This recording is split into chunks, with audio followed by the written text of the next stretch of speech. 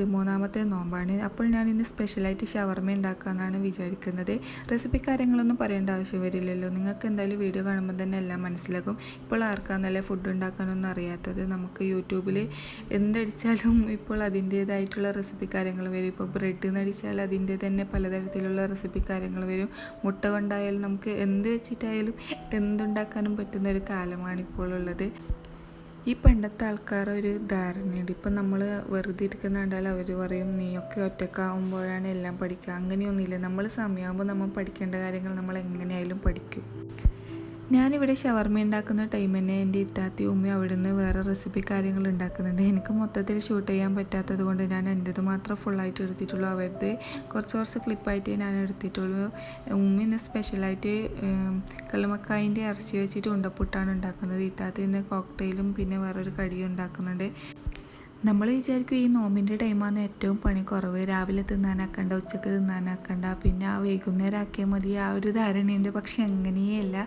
നമ്മൾ രാവിലെ ഉച്ചക്ക് അനങ്ങാണ്ട് നിന്നിട്ട് പിന്നെ വൈകുന്നേരം മുതൽ രാത്രി വരെ ഒരേ പടക്കലായിരിക്കും. പിന്നെ പോരാത്തതിന് 5-6 ദിവസത്തെ പാത്രം ഉണ്ടാവും ആ ഒരു ദിവസം കഴുകാൻ. അപ്പോൾ അങ്ങനെയാണ് നോമ്പിൻ്റെ ഒരവസ്ഥ.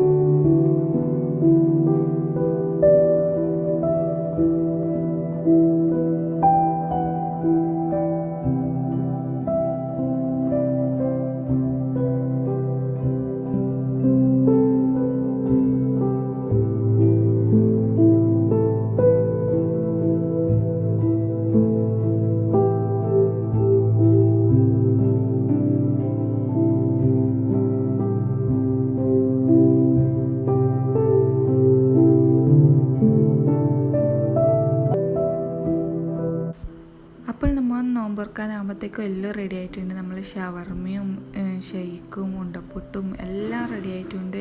എൻ്റെ ഷവർമ നല്ല ടേസ്റ്റ് ഉണ്ടായിരുന്നു, എല്ലാവർക്കും നല്ല അഭിപ്രായം ഉണ്ടായിരുന്നു. എനിക്ക് എന്തുണ്ടാക്കിയാലും അവരുടെ ഭാഗത്തുനിന്ന് ഒരു പോസിറ്റീവ് റെസ്പോൺസ് ഉണ്ടാവണം, അതാണ് എനിക്ക് വേണ്ടത്. അപ്പോൾ ഇന്നത്തെ വീഡിയോ ഇത്രയുള്ള. വീഡിയോ ഇഷ്ടപ്പെട്ടാൽ എല്ലാവരും ലൈക്ക് ചെയ്യുക, ഷെയർ ചെയ്യുക, സബ്സ്ക്രൈബ് ചെയ്ത് ബെല്ലൈക്കൺ അടിച്ച് പൊട്ടിക്കുക. Tata bye by.